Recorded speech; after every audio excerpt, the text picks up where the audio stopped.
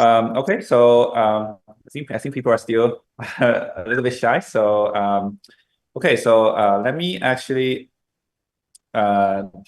take my duty as the host for this very new version of the online seminar series in operation management and management science and operation research and also other aspects. We try to pull actually like interdisciplinary scholars as much as possible in this series. So today we are very honored to have Prof. Hu Ming from University of Toronto, Rotman School. And I believe due to Prof. Hu's reputation, for most of the audience, Prof. Hu doesn't even need a introduction from me, but I just do my work. So briefly, so Ming Hu is the University of Toronto Distinguished Professor of Business Operations and Analytics. Also, he is a professor of operation management at the Rotman School of Management, and also an Amazon scholar. And that's actually where actually when I also spent 1 year at Amazon, I became even closer to to Prof. Hu. We discussed a lot of fun problems actually Amazon is facing in the real business operations. He's also the editor-in-chief of Nicole Research Logistics, associate editor of Management Science, Operation Research, and Manufacturing and Service Operation Management. He's also a senior editor of POM, Production Operation Management. So essentially having all the important roles in all the important journals in operation management. He received a master's degree in applied mathematics from Brown University in 2003, and also a PhD in operation research from Columbia University in 2009. Okay, so without further ado, please join me to welcome Prof. Hu to his today's talk in randomization in product fulfillment pricing as a profit lever. So it's all yours, Prof. Okay. Thanks, Han-John, for the introduction. Thanks, Donghao and the organizers for inviting me to give the talk.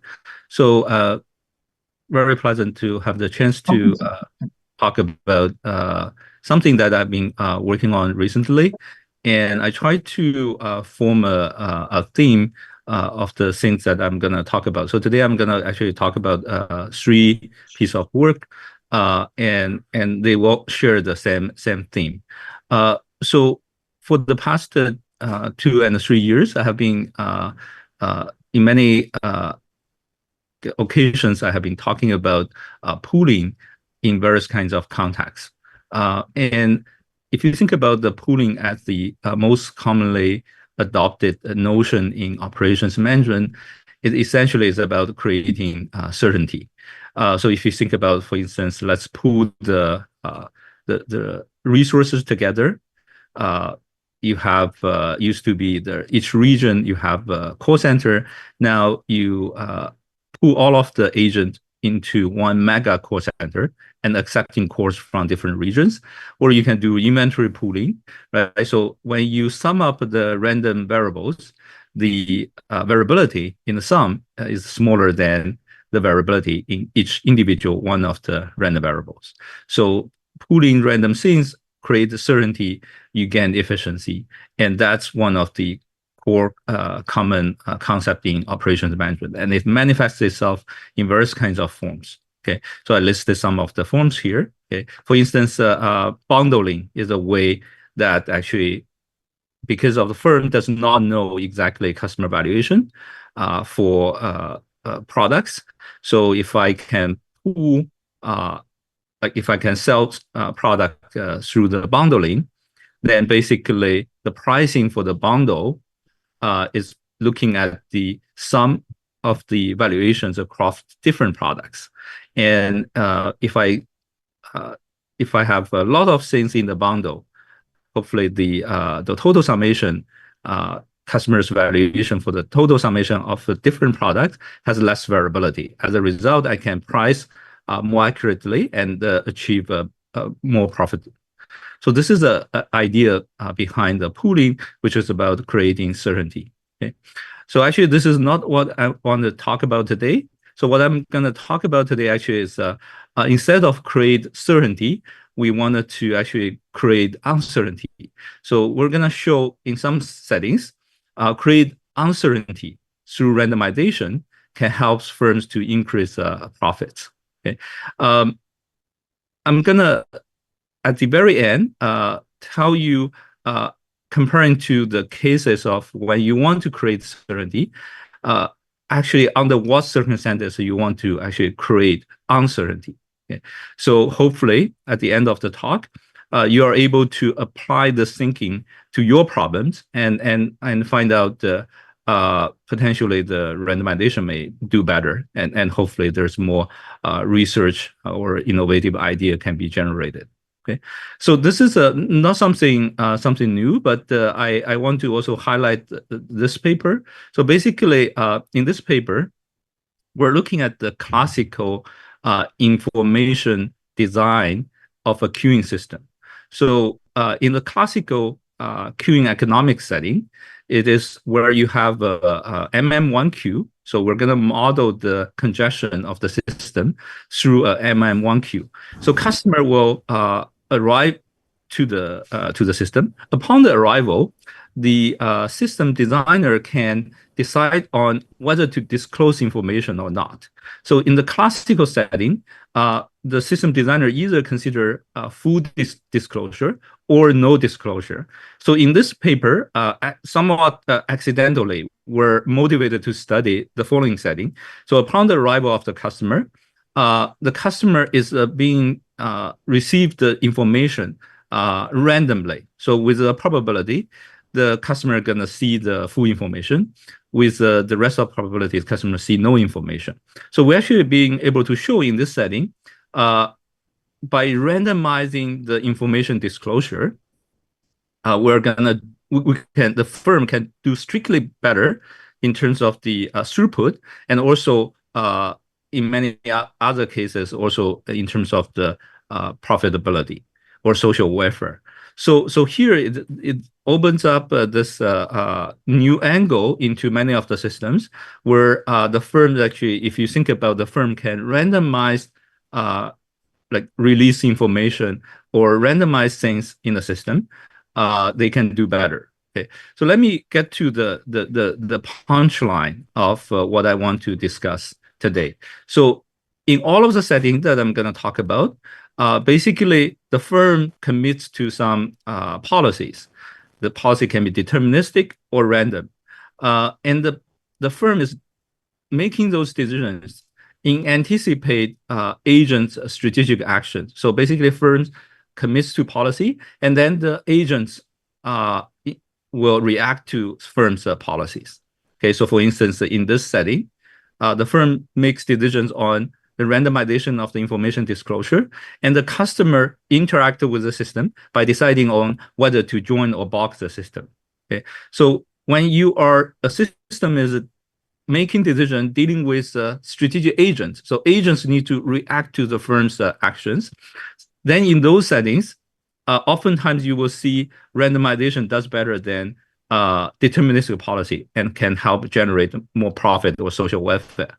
Okay, so in all of the settings, when we talk about the pooling does better, or we want to create the certainty, in those settings, basically, typically we assume the underlying environment is exogenously given. So for instance, in the queuing setting, you assume the customer arrivals is a lambda, it's fixed as a lambda, regardless of what policies the firm is utilizing. Right. So if I'm doing this, if the agent is strategically reacting to the firm's policy, then potentially randomization can do better. Okay. Now, you may want to know whether there exists a general theory. Let's write a paper and formulate a framework. Under this framework, basically, you wanted to write a set of conditions or assumptions. And then you say, okay, I'm going to write this framework and propose a set of assumptions, and whoever wants to say when randomization does better, just check whether those assumptions is satisfied or not. Okay, so but the bad news first is there exists no such theory, general theory. I've been talking with many economists, and they're also not aware of this kind of theory, general theory. And the reason will be clear in a moment, because for every setting, the interaction between the firm and or decision maker, policy maker, and the agents are totally different, and it requires actually us to analyze the things case by case. Okay, so let me, before I jump into the three settings that I have been working on, let me give you another example when does the randomization can potentially does better than deterministic policy, and actually there's no general theory behind it. So in the previous setting, we talked about, okay, the firms may do randomized information release. So let's think about in the classical assortment optimization setting. So suppose the customer has a way to make choices among a set of options. Okay, and the firm's decision is to decide from the set of potential available product or offers or options to select the subset to offer to the customer. Okay, knowing that how the customer is going to make choices potentially with probability among those set of offered options. So this is a classical problem of assortment optimization. Okay, so you may wonder the following question: is there benefit actually to randomize the product offering? So the product's prices are given. Okay, the firm's decision is what subset of product or a set of product to offer.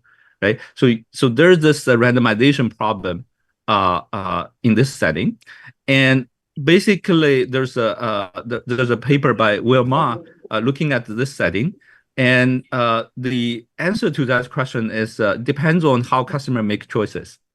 So in general, actually, maybe many of the, for example, in the multinomial logic customer choice behavior, then there's no point of offering products randomly. But in more complicated customer choice making process, there may be a benefit of actually offering the products randomly. So again, there's no general theory, and we shouldn't expect a general theory. So the good news actually is for all of us, for every problem that we're focusing on, you may actually want to think about, is there a strategic interaction between the policy or decision maker and the agents? And if there is such a strategic interaction, then there's this research question: is there a benefit actually to randomize your decisions?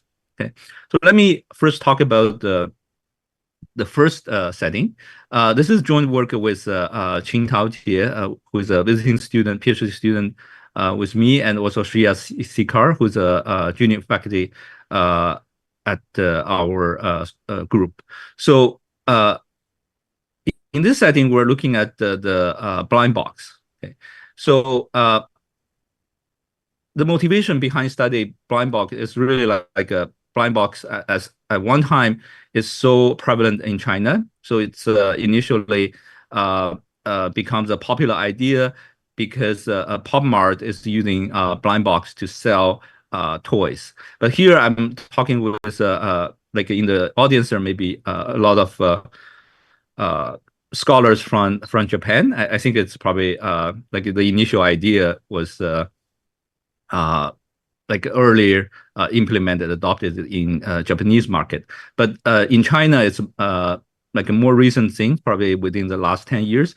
So the Pop Mart using the blind box as a way to sell toys. So the idea is you buy within a toy set, you buy a blind box, but you don't know exactly what's inside of the box.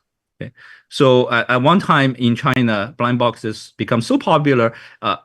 Almost every sellers on Taobao may have a option of selling their products through the blind box. Right? So you can sort of think that there's this gamification in the idea where when you sell blind box, people get excited because they are basically treated as a lottery. So you have a chance to win a item that is very special and that has high value. So the idea of Pop Mart is okay. Let's say I'm offering a set of products. So here there's it's a Harry Potter toy set. There is a set of 12 toys, regular items. And there's also a promise there's gonna be a special item, which has certain rate of being found in the blind box. So in this case, 1 divided 100 by 1 divided by 144. So the question is why the Pop Mart want to sell the products through the blind box. Okay, and the right hand side is a usual way of selling the toys. For instance, for each product, basically you can set the price, and customer just look at, okay, each one of them with a price, and you can decide which one to purchase. Okay.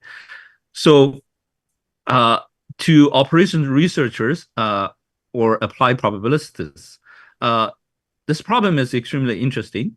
The reason is that as long as there's a probability or randomness involved, then basically the problem becomes a interesting application of applied probability. So in terms of how many items consumer will purchase, it actually depends on the random realization of what item they draw from the blind box, right? So on the top two settings, it's lucky that the person actually draw the special item, which is highlighted in gold. And the grayed out items are the items that the customer has already collected in the past, right? So we would assume if you collect something that you already have in your collection, the marginal additional incremental value to you would be negligible. So here we assume you have zero value for those repeated items that you already have the collection, have it in your collection. So in the bottom two sample passes, the customer gets no luck, and essentially at some point the customer stop purchasing and leave the market, right? So how many items are being purchased follows different sample passes, okay, and depends on the realization of the item that you draw. So that's a optimal stopping time problem. It's a if you think about many of the classical problems that we're looking at in this strategic consumer setting, it's all about optimal stopping time problem. For instance, to capture customers' search behavior, right? So each time you search, you have a search cost. So a classical problem, there may be like a Pandora box problem, or in the secretary hiring problem, right? So you have a secretary sequentially arrive, and you decide whether to hire that secretary. It's all about the optimal stopping. So here we have a well-defined optimal stopping time problem, and on top of this optimal stopping time problem, the firm can decide on the two things: the price of the blind box, and also how rare, what's the rarity, the drop rate of the special item. Okay, so let me set up the problem first. So here we have n items, n regular items. So n is equal to 12 for the Harry Potter setting, for the Pop Mart Harry Potter setting. So n equal to 12. And there's also a special item. Let's call it S. And the customer valuation for each regular item is V. So we assume they have the homogeneous valuation. In the later of the talk, I'm gonna generalize it to heterogeneous customer valuation. So what's the customer valuation for the special item? We need to actually capture the rarity of the how rarity affects the valuation. So we use this simple form. Okay, so the rarity is a ratio relative rarity of an item with respect to another regular item. So if R is equal to 1, meaning that the special item will be seen as common as any one of the regular items. So if R equal to 1, then the customer valuation for the special item would be reduced to V, okay, if R is equal to 1. So here, nothing magical. We just want to build a well-founded micro foundation so that we can build stuff on top of it. And here, we only treat the special item as being special through the rarity. And we actually assume the cost of manufacturing things are all the same for the regular item and for the special item. So even for the special item, it's the same marginal cost. So the special item being special all boils down to the rarity, which is what the firm can control. So the firm is going to decide on the rarity or the drop rate of the item. And we also have this parameter alpha, which basically is a so-called it's a scalar. For the same rarity, the higher the alpha, then the customer will draw higher value from the special item being rare. So the decision of the firms, as I mentioned, is what's the price for the blind box, and also what's the drop rate, like with what likelihood you're going to see the special item. Okay, so why I'm using a different notation of from the rarity. So here's the thing. So if I decide on the likelihood of special item is Q, then if everyone is keep purchasing all the time, then in the market, indeed, the special item, the effective special item in the market will be equal to Q, okay? Or the desired rarity that the firm wants to achieve. However, because of the problem, the purchase process of the customers is the optimal stopping time problem. So at this stage, it's still not clear after the purchases of the customer whether the effective rarity in the market, the chances actually you're gonna like the supply the available items, the rarity of the special item being joined in the market is as promised as equal to Q, because it's the effective rarity of the special item in the market is the outcome of repeated purchase over time. But we actually prove that whatever the announced drop rate of the special item is actually effectively equal to at the end the desired rarity that the firm want to achieve. So Q and R are the same in equilibrium. On the other hand, on the right hand side, we have the separate cells.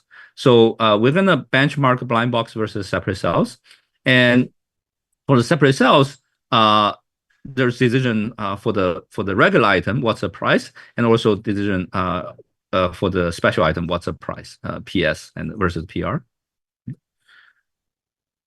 So first, let me focus on a separate cell setting without the rationing. Okay. So it's clear that the regular item, because of in the separate cell setting, every item will be priced at a certain price, and the customer can make a choice of which product to purchase. So if customer have the valuation V for each regular item, so it's very clear that the regular item will have a optimal price that is exactly equal to V, so that the firm achieve the highest revenue and also extract all of the surplus from the customers. For the special item, okay, notice that the special item has the valuation in this form. Okay, so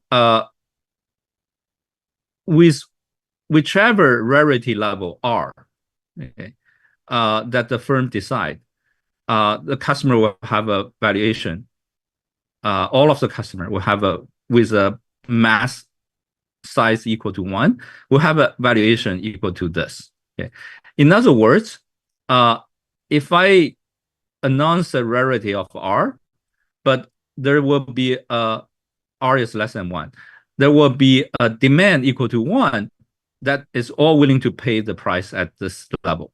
Okay, so there gotta be some rationing of this special item to achieve the rarity R less than 1, so that only a fraction of a customer, R fraction of customer actually obtaining the product.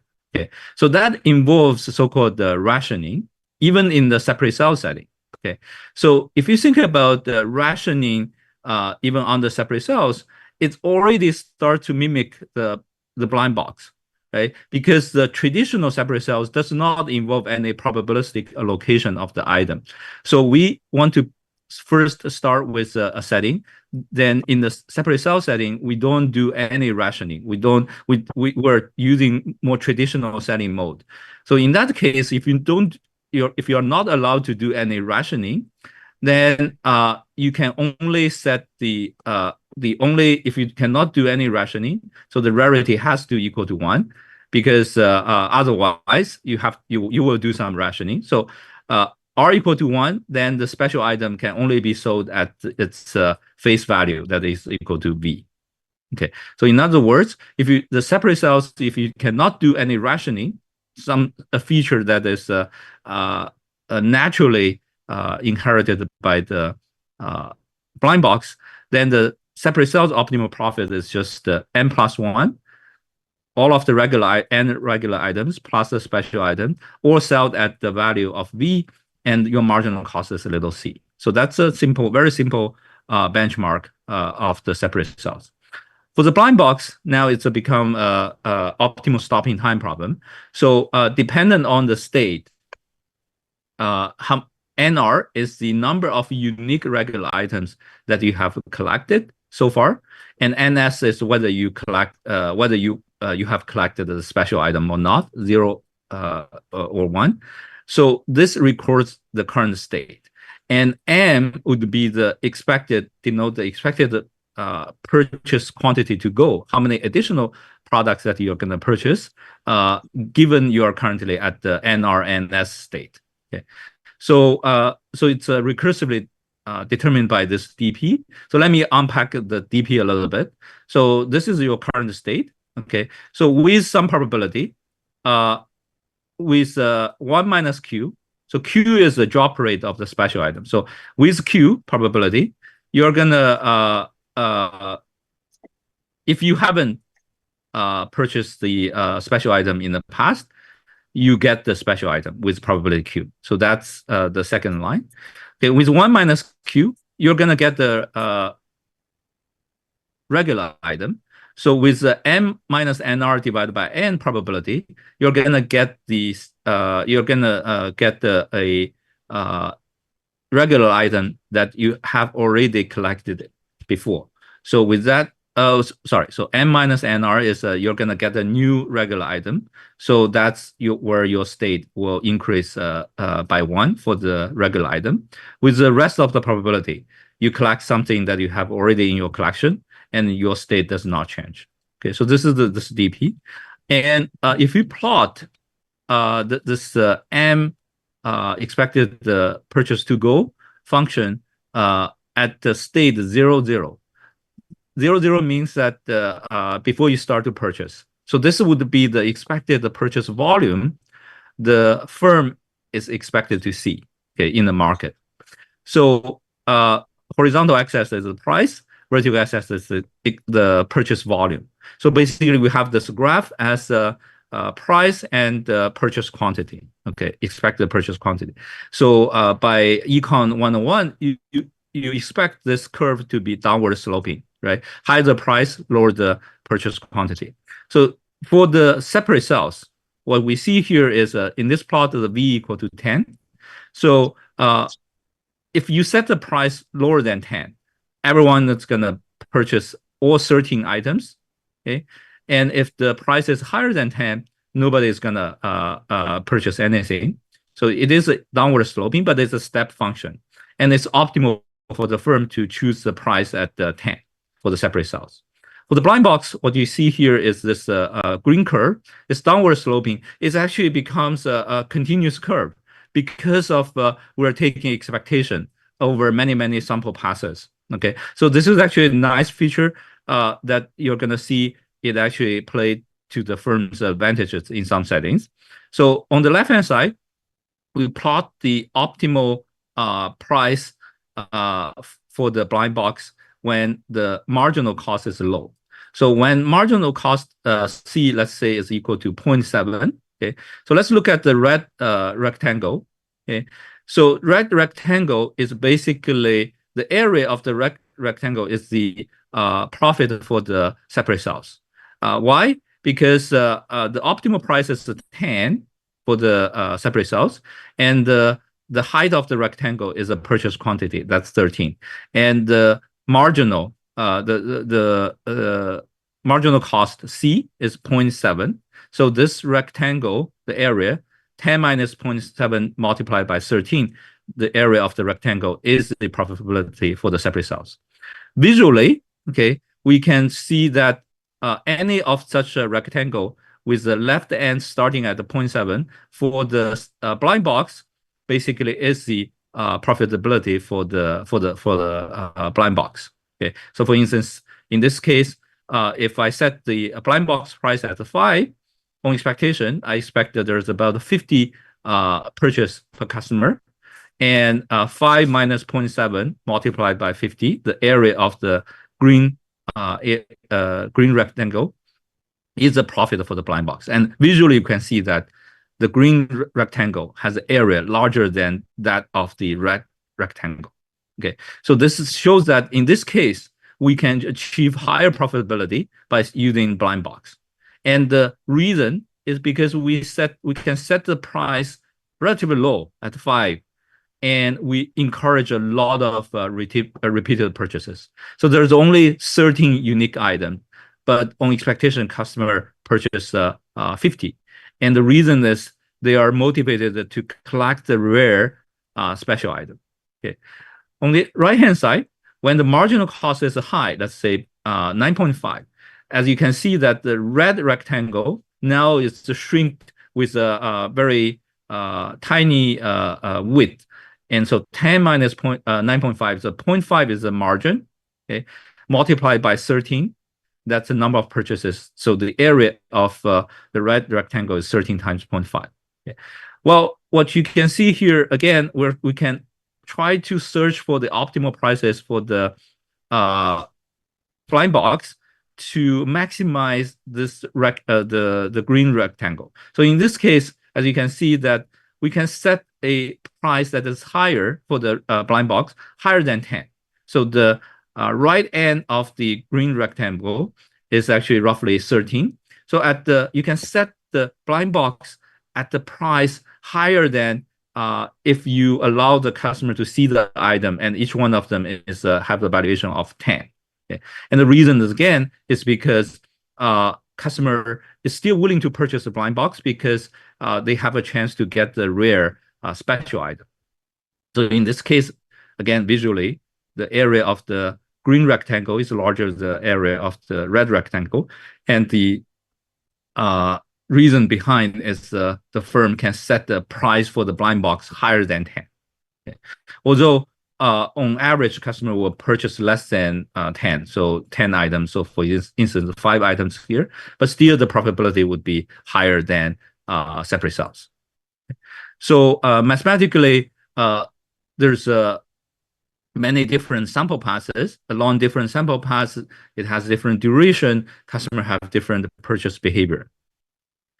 And one thing that I want to emphasize is because of the purchase process has a randomness.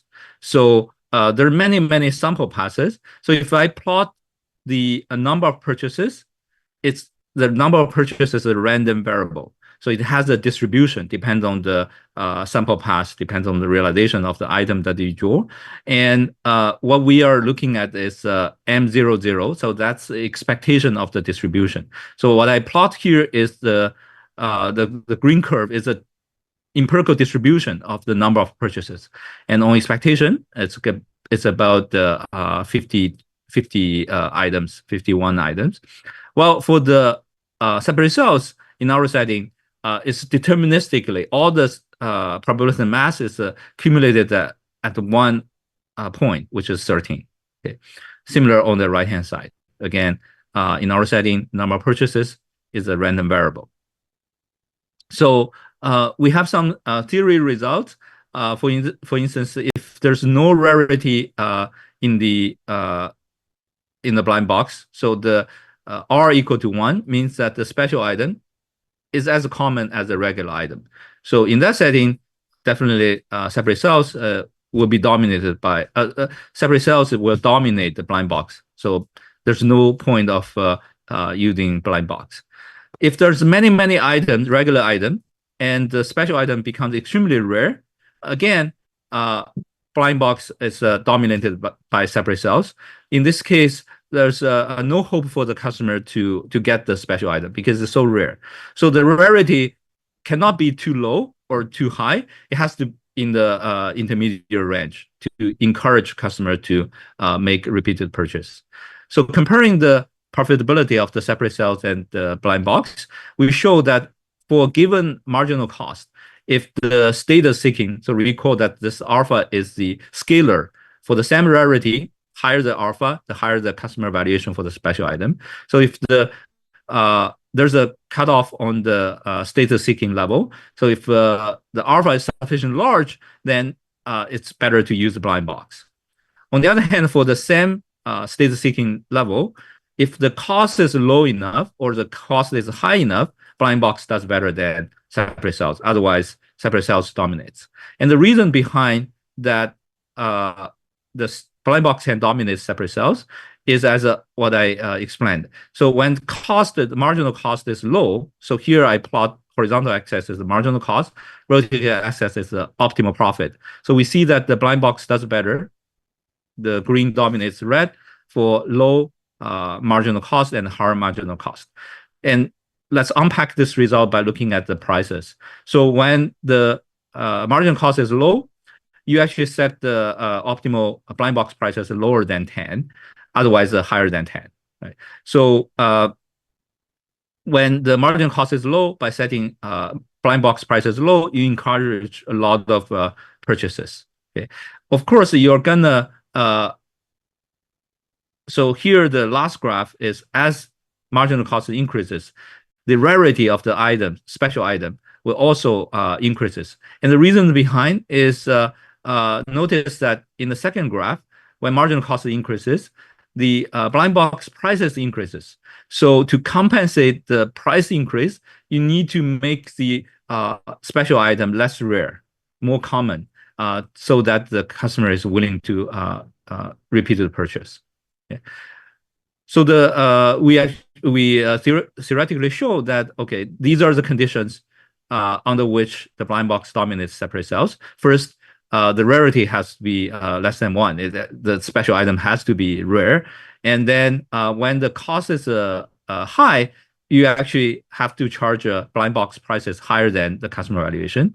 If the rarity is low, you actually sell more than what you are able to sell under the separate cells. So 13, so M star is bigger than 13. Okay. Now let's make some extensions to the base model. So we keep the base model fairly parsimonious so that we can analytically illustrate when does blind box qualitatively does better than the separate cells. So we choose the separate cells benchmark where there's no rationing. Okay. Now let's bring back the rationing, meaning that even in the separate cell setting for the special item, I can decide on the rarity of the item, so R less than 1 for the special item.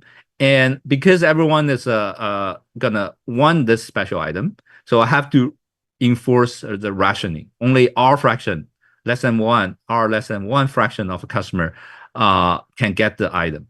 Okay, so compared with this enhanced benchmark, now we actually see that when the cost is high, we used to have blind box dominates, but now actually separate cells dominates. So this tells us actually when marginal cost is high, if the separate cells also have the capability of doing rationing, mimic what blind box intrinsically has as randomize the item having a lottery of a location of the special item, if the separate sales also has that capability, then separate sales will start to dominate blind box. However, if the cost is low enough, still we're going to see that the blind box dominates separate sales. So this result is more robust with a different alternative benchmark. So in other words, this tells us managerially, if the item has a low marginal cost, which I suspect it's the case for the Pop Mart, then the reason that the firms using blind box to sell rather than separate sales is because in the blind box setting, you are able to set a low price. As a result, the effective purchase quantity through repeated purchases can be higher than if you use the separate sales to sell the item. Okay, so in the base model, we use a very parsimonious assumption that customer has a homogeneous valuation V for all the items. Now let's add back heterogeneity. So the simplest way to add heterogeneity is just assume the mean is still V, customer valuation, mean valuation is V, but there's a spread out of the valuation. So we use the epsilon to characterize that dispersion.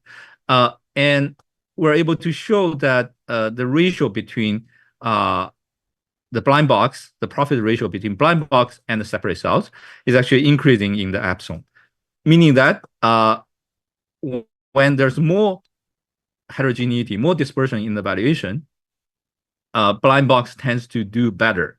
And the reason is as follows. So think about in the facing this two segment of customers valuation, if I do separate sales, what should I do? I either set the price low at the V minus epsilon so that everyone will purchase, but I get the very low margin, in particular when epsilon is large, or I set the price very high at the V plus epsilon, but only half of the market will make a purchase. So again, with the step function, I'm trading off between setting price low, encourage more purchases, or setting prices high, again, on the margin. Okay. However, for the blind box, we have this continuous curve. And in particular, blind box can naturally segment the market, high and low valuation customers, through different number of individual purchases along the sample path. So think about if I'm high valuation customer, I'm going to have a longer duration of the sample passes. I'm going to repeatedly purchase more. But for the low valuation customer, I'm going to stop earlier. So naturally, the blind box, through the length of the sample passes, it has this mechanism naturally as a way to sell things through blind box to segment the market through different lenses of purchases. So blind box tends to do better when there's more customer heterogeneity. So lastly, in this toy selling market, typically customer may draw a lump sum bonus in the sense of enjoyment of collecting all of the items, collecting n regular and one special item. So you gain this lump sum bonuses as a special enjoyment of collecting all of the items. So if we allow this utility form, this specific utility form, then basically in the separate sales setting, okay, the firms can factor this into account. And because in the separate sales setting, guarantee the customer can obtain all of the certain items.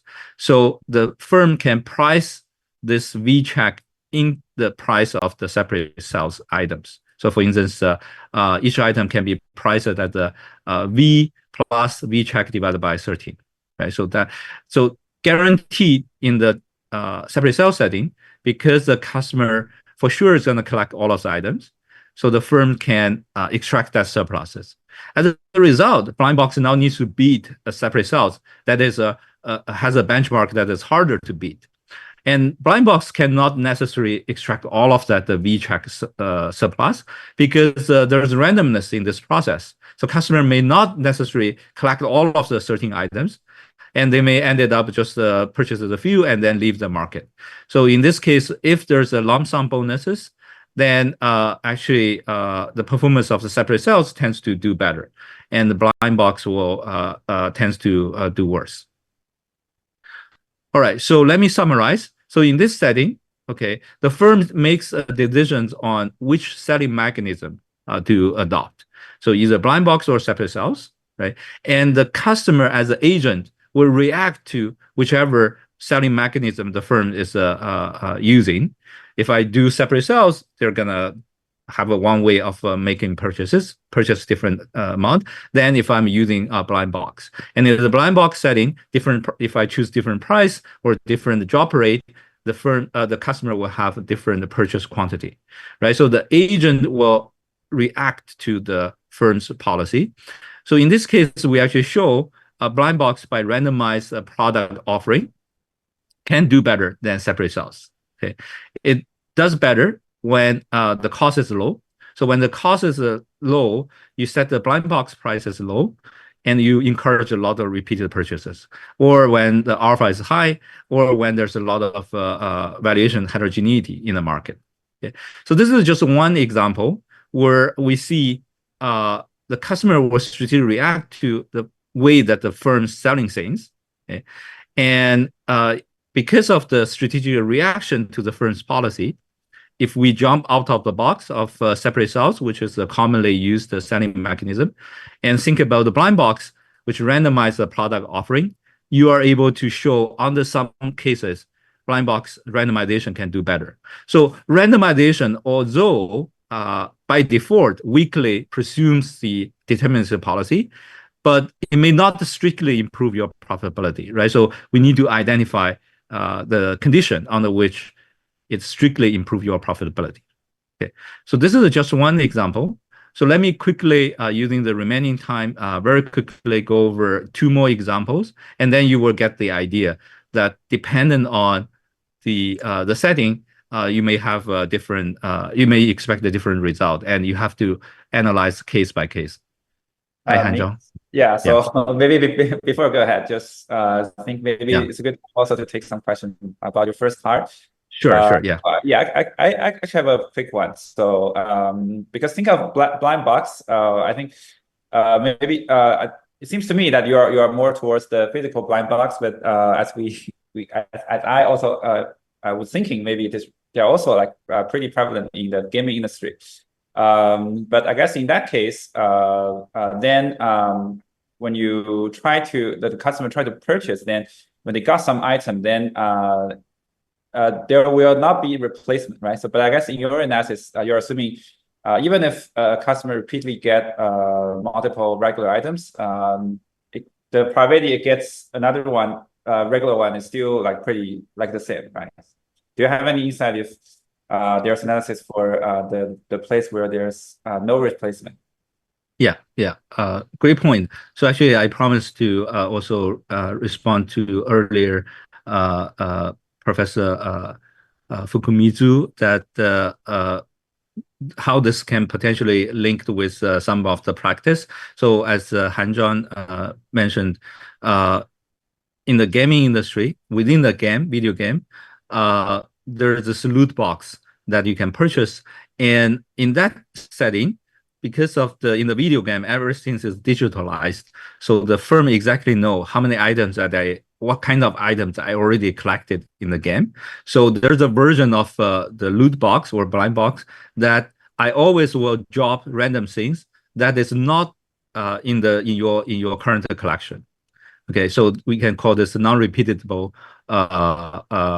loot box. So naturally, you would expect the price for each blind box or for each purchase would be higher than in our setting.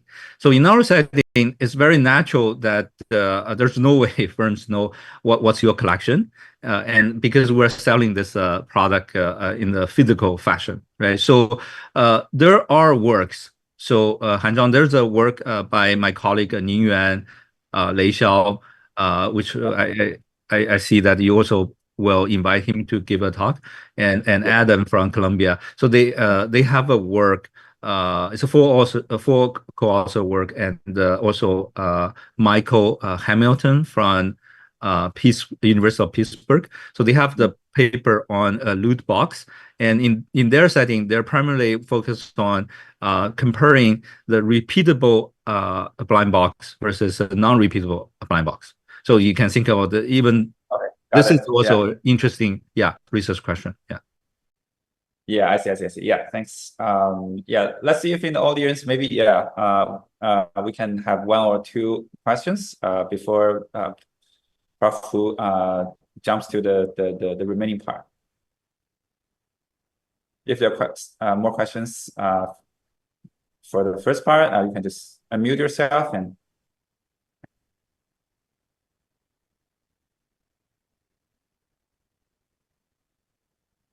Okay, then I guess Prof. You can go ahead. Yeah. Okay, Thanks. sounds good. Yeah. So the next one is actually motivated by my observation of the at Amazon. So basically, at Amazon, there are many third-party sellers selling the same products, and to reduce the cognitive effort for the customer to make a decision, Amazon lump all of the sellers into one landing web page. So all of sellers who sell the same item, customer will actually visit if they want to make a purchase. They visit to the same web page.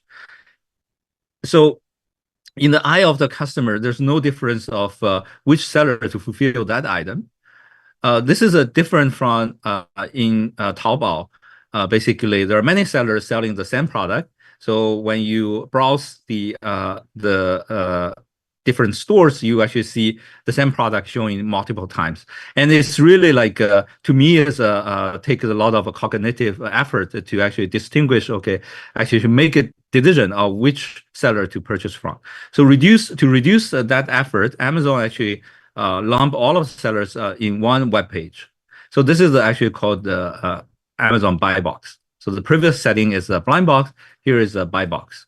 So this is a buy box actually is something related to like a CS people study, right? So it's algorithmically how to allocate the orders from the customer, or in this case the orders hadn't been made yet, right? So the customer is gonna click the buy it now. Then the buy box decide which seller is a winning seller. That the platform can decide how to allocate each demand to different sellers. So this is a joint work with Cao Shenyu, who is a postdoctoral fellow at the Rodman. So the setting is the same product sold by multiple different sellers, and customers sequentially arrive to the platform, and then platform decide using buy box to decide which seller to win the buy box and becomes the seller to fulfill certain order. Okay. So the research question is how should we design this demand allocation rules? What policy to use? Okay. So if you think about how this problem different from the classical inventory competition setting. So the problem we're studying is the platform will commit to a demand allocation rule and will announce it. Okay. In reality, actually, the platform does not necessarily make the exact rule clear to the or specified clearly to the seller. So the seller have a rough idea of how along which dimension they need to do well in order to have a higher chance to win the buy box. But let's say the firm can make decision and commit and announce that allocation rule. Then the question is on the seller's side, what inventory level the seller should hold, because there's random demand and I only have certain chances of winning the demand, right? So let's say for this item, there's a demand distribution, potentially that's a realization for each month. And then as a seller, I need to decide how many units to hold in anticipate the allocation rule or in response to the allocation rule. Okay. So this is different from the traditional inventory competition in the inventory literature. So probably 20 years ago, there's a stream of literature called a competitive news vendor. So the division are each sellers or each local retail store are making inventory decisions. And each local retail store has their organic demand. So think about you go to your favorite store in your neighborhood to make a grocery shopping. And only when the focal store is out of stock, you with some probability, you may spill over to other stores. And as any quantity competition in the economics literature, the inventory decisions is similar as analogs to a quantity decision. So the competition of using quantity decisions are strategic substitutes. Okay, meaning that the best response of the best response of each firm with respect to the competitors is actually your best response inventory level is decreasing in your competitor's inventory level. And the intuition is if your competitor increase their inventory level, you will get less spillover. So there's no point of holding more inventory. So that's the nature of the game, strategic substitutes. Okay, but we know that because of this nature, strategic substitutes, your competitor increase the inventory, you're going to reduce your inventory as a response. So the total market inventory level is more or less states that it would not be very high because whoever increase the inventory level, the rest of the market will decrease their inventory level. Okay, but in our setting, it's a platform can decide on exactly how to allocate each demand.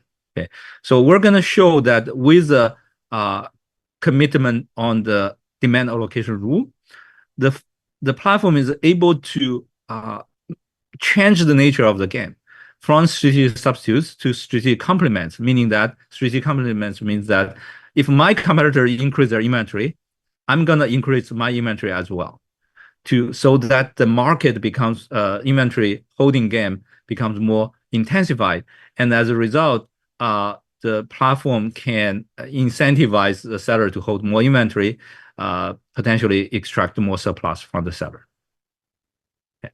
So in the interest of time, quickly talk about the setup. So the platform's decision is they're making demand allocation rules. And what they're looking at is the commission multiplied by the total expected sales. And for each seller, their profit is very similar to classical news vendor. And the only difference is the demand allocated to them depends on the allocation rule made by the platform, and also depend on their own inventory decisions. Okay.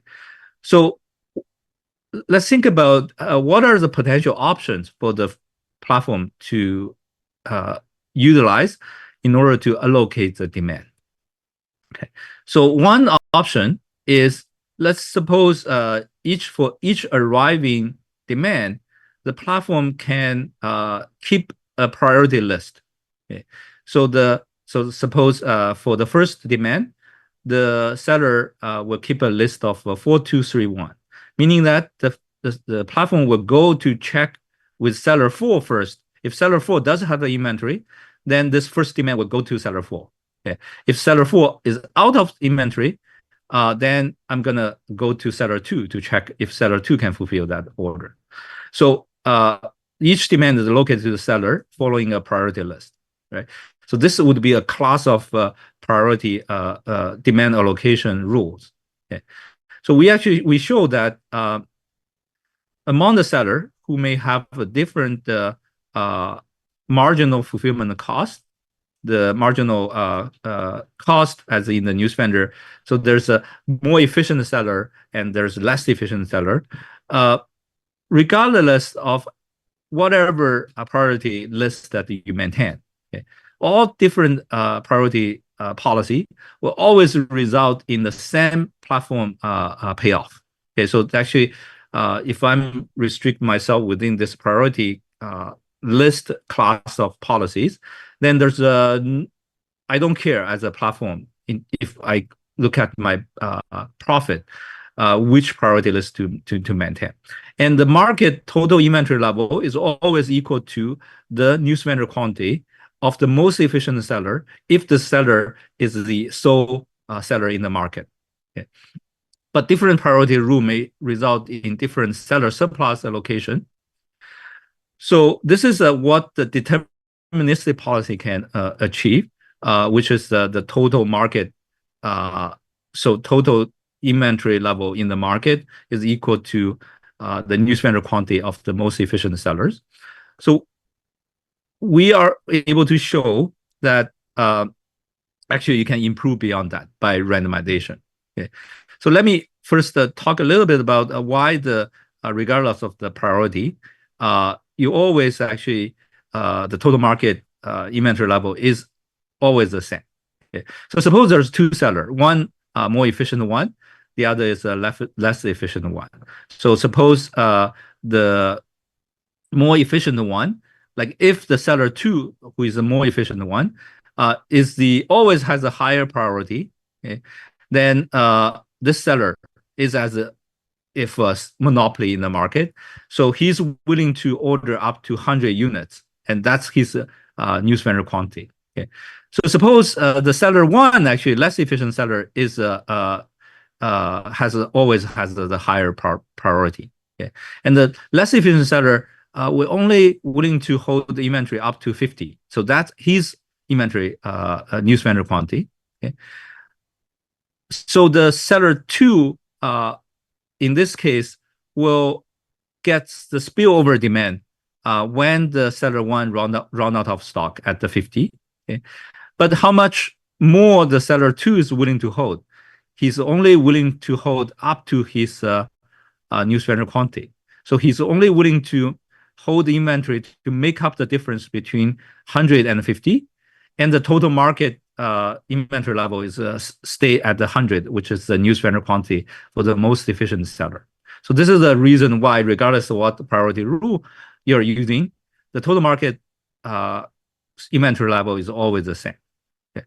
But now we can use the randomization to improve the incentive for the seller to actually incentivize the seller to hold more inventory.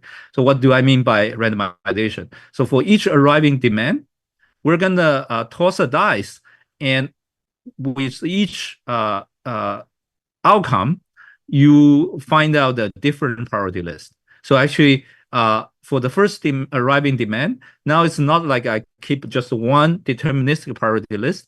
I have many priority lists, and I toss a dice to decide which priority list to use. So I'm gonna randomly select with a probability from a set of priority lists. So let's intuitively to see how does this randomization achieve a better outcome for the total inventory level across the market. So suppose now for the seller 1, let's focus on the seller 2 for the given decision of the seller 1. Let's consider the best response of the seller 2. In the deterministic setting, we just mentioned that the seller 2 is only willing to, the more efficient seller 2, is only willing to make up the difference between Q1 and 100. So the seller 2 is only willing to hold 100 minus Q1 in the deterministic priority rule setting. Now let's introduce randomization. So with some probability, let's say the seller 2 has a lower priority. Okay, so in this setting, again, if in this outcome, the seller 2, who is more efficient, is willing to make up the difference between 100 and a Q1. But with some other probability, the more efficient seller 2 has a higher priority, like strictly higher priority. If the nature determines the outcome is in this setting, then the seller 2 is actually willing to hold 100 units of inventory because he has a higher priority. So by mixing up these two cases, okay, the seller 2 is willing to hold more inventory than 100 minus Q1 because he's hoping when the nature determines he has a strictly higher priority, by holding more inventory, he can get more. So by mixing these two settings, go beyond the deterministic allocation policy, randomization can incentivize seller 2 to hold more inventory than 100 minus Q1. As a result, the total market inventory level can go beyond 100 units, which is the outcome when you utilize deterministic policy. Okay, so the randomization can incentive seller so that they're willing to order more ex ante, because there's a chance they may has a win with a higher probability. So this illustrates that the randomization can does better than deterministic policy. So we have more theory, and one thing that I want to notice that is we can also tie up this randomization with respect to the inventory level that the seller commits. So for instance, I can say for each arriving customer with this probability, which mimics like the multinomial logit or logit form, where the attraction for the likelihood that I locate to each seller is equal to the inventory level raised to the power of t divided by the summation of QJ, the inventory level of all the other sellers raised power to the t. So we can optimize the t. So if there's n seller, t equal to n is the optimal allocation policy. So with t equal to n, and with this probability, we're going to allocate the demand across different sellers. So if the seller has a higher inventory level, they're going to have a higher chance of winning the buy box and winning the demand. Okay, so notice that this form is very much similar to the attraction choice, discrete choice model, right? And we know that for those choice model, the competition among the sellers are the strategic complements. So here, basically, I can create this, intensify the competition by deciding on, for each customer demand, what's the likelihood I'm going to route this demand to different sellers. And by manipulating this probability, I will incentivize and intensify the inventory competition in the market. Okay. So we show that by doing that, you can do better. You can leverage the inventory information and the randomization. And in the extreme case, you can extract all of the seller's surplus, meaning that the seller is only earning the marginal epsilon, and you just leave the epsilon surplus for them to stay in the market. Okay? So this is the second work. So as a quick summary, in this work, the platform making policies on how to allocate demand, and the sellers are the agent will react to the allocation policy by making decisions on the inventory level. Okay, so the sellers are strategic. We show that the platform's policy, if you go beyond deterministic policy by introducing randomization, because of the strategic reaction of the sellers, you're able to do better by doing randomization. Okay, so lastly, so let me stop here for a moment to see if there's any questions.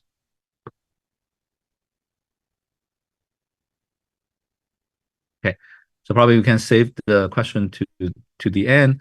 I'm gonna use probably less 10 minutes to talk about the last piece. Actually, I'm very excited about this setting. So it's a very classical setting, and we show that actually randomization can do better than deterministic policy. So the setting is as follows. Very, very classical setting. There's a monopolist who sells a single item over infinite horizon. Okay, customer is gonna arise sequentially, and in each period, there's two segments of customers. Potentially, but the firm does not know. So there's a valuation heterogeneity in the market.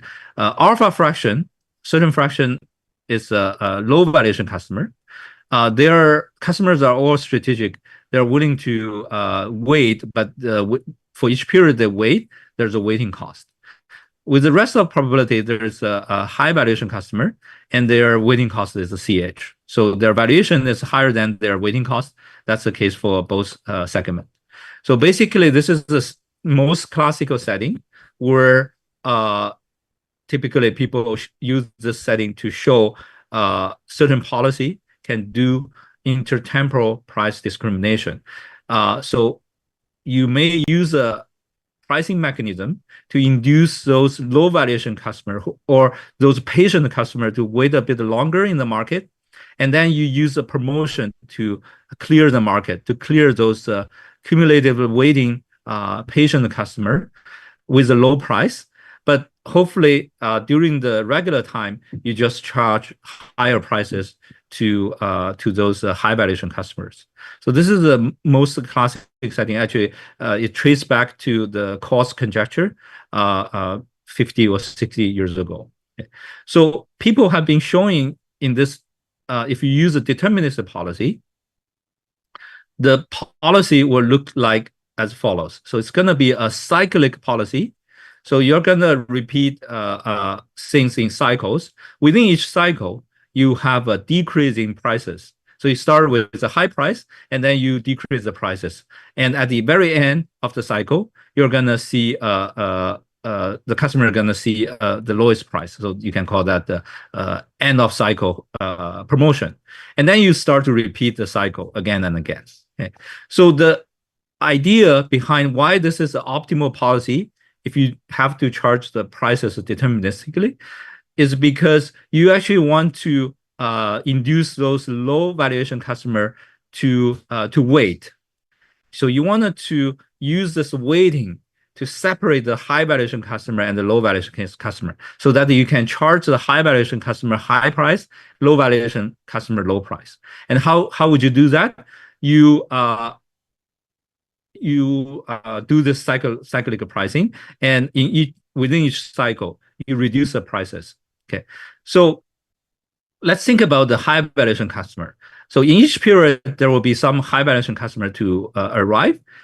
Upon their arrival, because this is a deterministic policy, they can look ahead to see how far away my current time is away from the end of cycle promotion. If the wait is not too long, so suppose a high valuation customer that arrive more towards the end of the cycle, if they wait a little bit, they can get the low promotion price. Okay, so in order to incentivize not to wait until the end, you're gonna offer them a relatively low price compared to the prices that you set for the early of the horizon, to induce the high valuation customer to purchase immediately. So the reason you have a decreasing sample pass in the period is because you want to induce the high valuation customer upon their arrival to make a purchase. Okay. However, while you have the lowest prices at the end, that's a price you want to capture all of the low valuation customers who are patiently waiting towards the end and get the promotion price. Okay. So people have been showing this is optimal if you are looking at the class of policy that is posting prices deterministically. Okay, so now we want to actually look at what if we're able to set the price randomly. So go beyond the deterministic class of pricing policy. So suppose now in each period, we're going to draw a price randomly from a distribution of the prices. Okay, then the customer reaction upon their arrival will become, again, a optimal stopping time problem. So they're gonna decide on either they buy immediately, or they wait for another period, or they quit the market. Okay. Of course, you may not want them to quit, because in that case, you wouldn't be able to extract the surplus by selling a product to the customers. So we show that under the optimal randomized policy, it's always that you induce high valuation customer to buy immediately without quitting, and the low valuation customer keep waiting until they see a promotion price. So if there's a two segment of the customer in the market, the optimal randomized pricing policy has 2 points. It's a 2-point distribution. With the most of the probability, you set the price at the VH, okay? Meaning that upon the arrival, you set the price at the high valuation customer valuation so that they purchase immediately. But with some probability, you're going to run promotion, and the promotion price is going to be lower than the valuation of the low valuation customers' valuation VL. The reason is because they're going to wait, right? So in order to induce the low valuation customer to wait, you need to set the promotion price low enough to compensate for their expected weight. Okay. But one thing immediately you will see that in this setting, you are able to actually charge the regular price at the high valuation customer valuation VH. But this is not the case for if you do deterministic cyclic pricing, because if more towards the end of the cycle, you're going to actually charge a price lower than VH, because the customer, you need to, like, if you want to induce the high valuation customer to purchase immediately, you don't want them to wait towards the end. You want to lower the price. But for the randomized pricing policy, you're able to achieve that the regular price is exactly at the VH, which is high enough. Okay. So we show, so now we have a optimal randomizer policy. We want to compare with the optimal deterministic policy. We show under some condition. For instance, if a low valuation customer is patient enough, if the valuation gap between high and low is high enough, we show that the randomizer policy does better than the best deterministic policy, which is a cyclic policy. Okay. And we're able to do even better by smartly deciding on the randomization of the prices. So if I already run promotion in the previous period, I may not want to run promotion again in the next period, because I wanted to reduce the frequency of offering the promotion, so that on average, the low valuation customer wait long enough, not doling out the promotion more frequently. So we can do that by running Markovian pricing. So in the following sense, so depending on the state of the last period, whether I have run promotion or not, I will have a different probability of running promotion in the next period. Okay. So I have this transition matrix, and we show that Markovian pricing strictly does better than pure stationary randomized pricing. And the reason it works better is it avoids running promotion consecutively. And we show that it actually run the promotion if the low valuation customers waiting cost is low enough, we actually run the promotion more often, but with a smaller size of the discount. So we extend the result to multiple class of segment of customers. And as a summary, we show that people have for long time studied the problem, but only restricted themselves within the deterministic policy, and showing that the cyclic decreasing path deterministic policy is optimal. But we can easily beat that deterministic policy by doing randomization. And if we can do smart randomization through a Markovian pricing, we can further enhance the profitability. So in this setting, the firms pre-commit to a promotion policy, pricing and promotion policy, and the customers will strategically react to the firm's policies. And so if I do deterministic pricing, they will have a certain purchasing strategy as a customer. If I do randomization, customer will behave differently. So if there's this strategic interaction between the firm and the agent, we show that randomization, in some cases, and not always the case, can do better than deterministic policy. So this is the third example. In summary, in all of those settings, right, so at least we talked about 3 of these settings, and the 2 of the settings that I mentioned earlier. One is information disclosure, and the customer will strategically decide join or balk. And then the other setting is a customer have a decision-making rule, and the firm decide whether to randomize offer the product assortment. So in all of those settings, we can jump out of the box by thinking, is there any benefit of a randomized the policy? So if the punchline is, if the customer will strategically react to your policy, it's possible randomization can do better, but it's not always. And there's no general framework. So that requires us to look at the different setting case by case.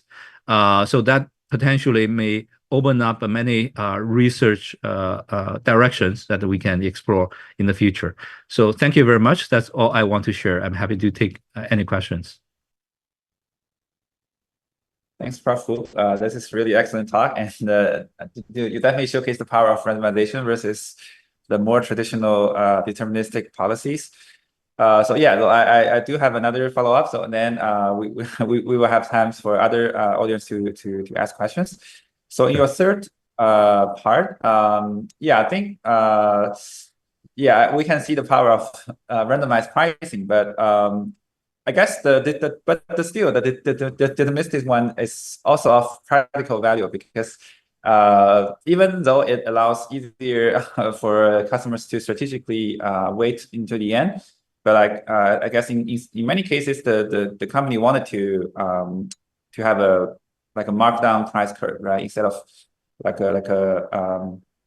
a more chaotic type of price curve. So I'm just wondering if there are any insight, if suppose we also wanted to restrict ourselves a little bit in our randomization so that we only allow, of course, yeah, this yeah, you are pointing to another example, but I'm thinking whether this is possible to also do some shift restriction, like for example, we only allow markdown in randomization. I guess, but maybe in theory, then it wouldn't really help, or is there still some space for improvement? Yeah. Right. So I think it depends on the setting, right? So the reason why the markdown works here in the deterministic policy is we want to use this as a mechanism to separate the Right. high valuation and low valuation to induce a high to not wait and low to wait, right? So and this is infinite horizon. So it depends on the setting. There may be cases where if you restrict a trajectory of a markdown, but introduce randomization, still randomization can does better. So I pointed to this example, which is actually this project is motivated by my personal shopping experiences, right? So I often visit a website, a deal website, okay, as a leisure to browse around the deals. And so oftentimes you see like a certain brand is running promotion, but at the time when you see that promotion, either you are busy or you are not in the mood of shopping, right? But later when you decide, okay, I wanted to buy, I wanted to buy this shoes, this brand of shoes, you no longer see the promotion, and actually you wanted to have a way to know when exactly there will be a promotion, right? So then I can strategically decide, okay, should I wait until that time? But most likely, many websites actually keep tracking the prices hosted on Amazon. So there's this camera, or this is actually a plot. We take a snapshot of this Apple AirPods. So even like over the whole cycle or product cycle, the products actually only being priced at the two price point. One is $249, the other is $235, like a $14 discount. And the platform is randomized between these two prices all the time. So that actually, so motivate the study. Like in practice, for Amazon, many of the cases is the price in the eye of the customer is really like a very pretty random, right? So if you see, This definitely looks like a perfect example. Yeah, I agree. For randomized pricing, for sure. Mm-hmm. Okay, yeah, thanks. We should leave time for other people to ask. I saw Xiao and Donghao all came up, so you can also ask questions. Yeah. Hi Ming, this is Xiao. Hey, Xiao. Very nice talk. I really love how you start the talk by comparing polling and randomization policies, and that's how you make a synthetic, a coherent theme for this talk. And you mentioned that there's no literature like a general framework on randomization. So talking about that, I was thinking like.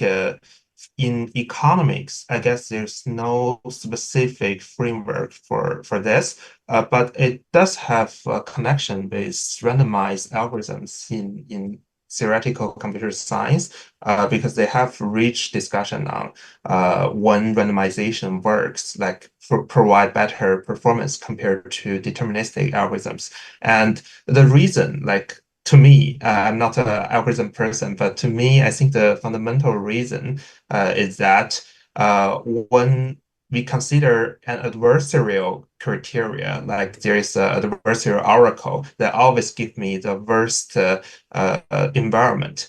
When we consider such an adversarial oracle, then randomization usually help because it gives us an opportunity to follow the oracle, right? So because of that, randomization could help us. And in your scenario, the reason that randomization may help is because we are trying to game with the strategic customers. And although they are not as adversarial to decrease our profits, we still have a conflict of interest. So that's why this may not be a zero-sum game, but it's still a game with conflict of interest. So I guess it could be nice to connect this randomization with strategic customer to theoretical computer science. Although I guess for computer science, they consider zero-sum game between the principal and the oracle, and that's why they can simplify a lot on their analysis with a lot of nice property for zero-sum game. But that's my random thoughts on how to connect with previous literature and how to introduce this as a new concept to our community.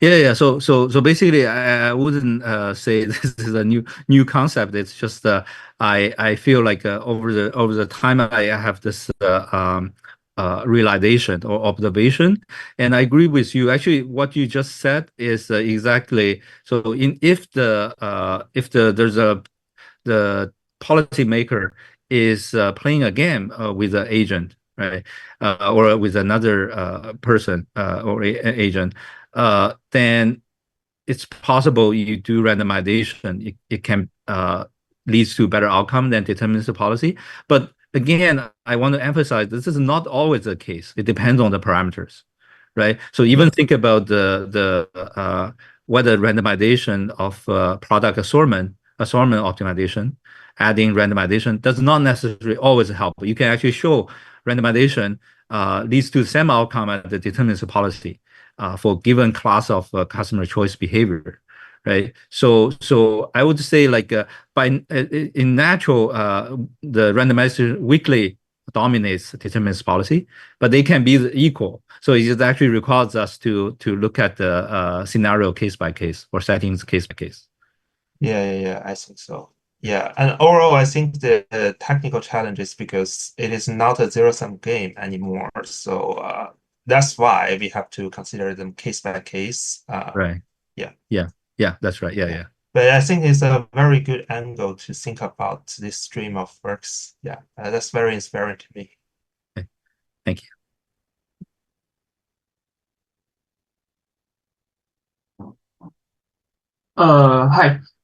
Hi, Professor Hu. Yeah, thank you for the talk, and I think I really learned a lot from it. Maybe I can have a maybe easy question. So when I heard about the pricing, and also I have a paper. It's under review. I have another pricing paper and under the review. So actually, I'm always thinking about why in Japan many stores and actually I think most of the stores or most of the companies, they don't prefer the dynamic pricing policy actually. So I'm wondering what's the reason there. Is that possible that they're just some stupid cultural reason, or just do you think that they may have some like more feedback values because they can kind of train the customers more loyalty to some product, or some special reasons from your modeling, your experience. So maybe there are some possible reasons that you can guess why they are doing so like a. Yeah. So I guess there's definitely a pros and cons with dynamic pricing. And so for instance, we know many of the luxury brand, they don't do any price promotion, right? So they always keep selling their product at their designated price tag, right? So I think there's a lot of cultural things.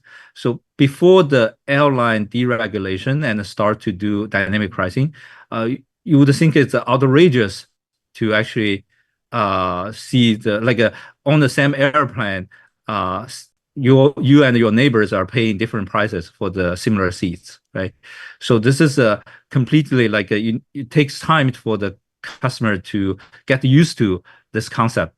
But potentially, you would think that the dynamic pricing, because it react to the contingency in the random environment. For instance, in the airline setting, there's it depends on the realized market size. Then by adjust the prices according to the random environment realization, you're able to more efficiently allocate the resources, the seats. So my advisor Guillermo Gallego and my colleague Niyuan Chen, they have a paper on actually dynamic pricing can actually in some cases enhance social welfare. The intuition is as what I just described. So the market actually can realize as low, so that dynamic pricing also means that I'm able to actually set the prices, react to the environment by setting the prices low, so that the customer can enjoy the product at the lower price, which enhances the social welfare, right? So as a summary, so basically it depends on the how customer whether customer is used to this kind of practice, depends on the culture, but ultimately if you think about the short-term profitability, allowing the prices to adjust according to the environment should enhance the firm profitability.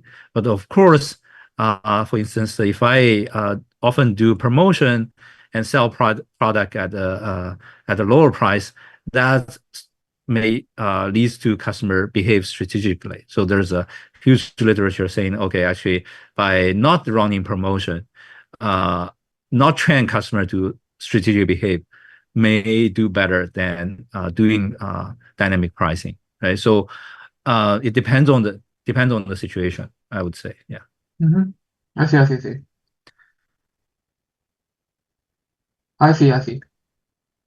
Thank you for the answer. Sure. Thank you for the answer. Okay, I guess that's it. So please, join me once again to thank Prof. Hu for the excellent talk on the power of randomization. I also really enjoyed it. And our next speaker would be Xiao Lei. He also just showed up, and about a week from now, and he will be talking about experiment design in gaming platform. And that's all of today's content, and thank everyone. Thanks, Hanzhang. Thanks, Donghao. Looking forward to Lei Xiao's talk. Yeah. See you guys. Yeah. Take care. Yeah, you guys. Bye-bye. Bye.